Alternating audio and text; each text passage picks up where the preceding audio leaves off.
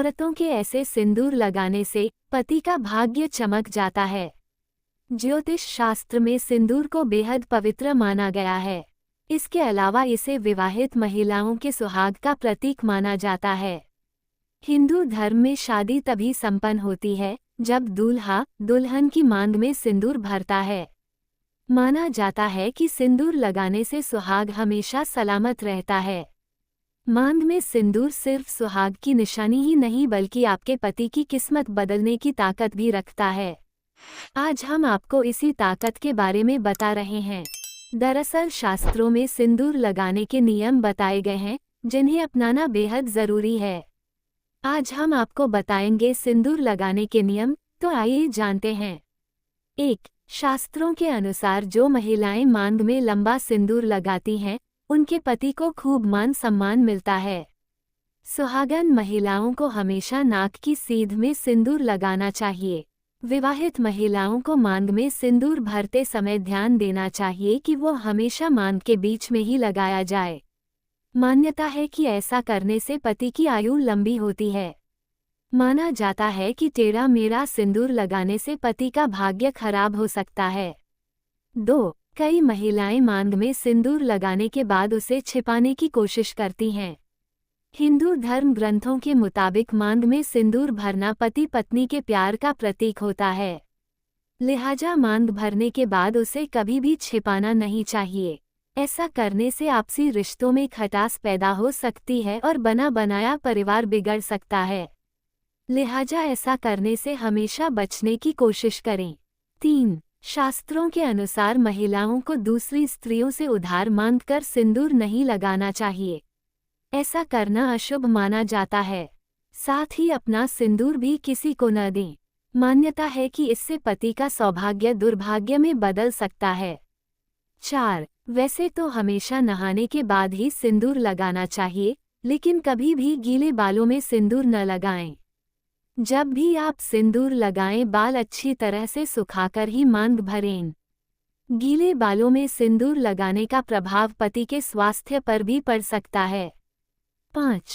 ऐसा कहा जाता है कि विवाहित महिलाओं को पूजा के दौरान अपने माथे पर सिंदूर जरूर लगाना चाहिए। हिंदू धर्म के अनुसार महिलाओं को रविवार, सोमवार और शुक्रवार को अपने बाल धोने चाहिए और सिंदूर लगाना चाहिए। एक पति की लंबी उम्र के लिए महिलाएं करवा चौथ, वट सावित्री पूजा और तीज जैसे कई तरह के व्रत रखती हैं। ऐसे में इन व्रतों के दौरान सिंदूर अवश्य लगाना चाहिए। यह व्रत विवाहित महिलाओं के लिए बहुत शुभ माना जाता है। 6. मान्यता के अनुसार माता पार्वती भगवान शिव को सिंदूर लगाती थीं, इसलिए मां को सिंदूर चढ़ाया जाता है।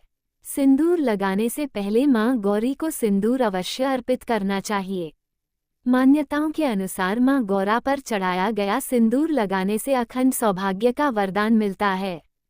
7. कभी भी मंगलवार के दिन सिंदूर नहीं लगाना चाहिए।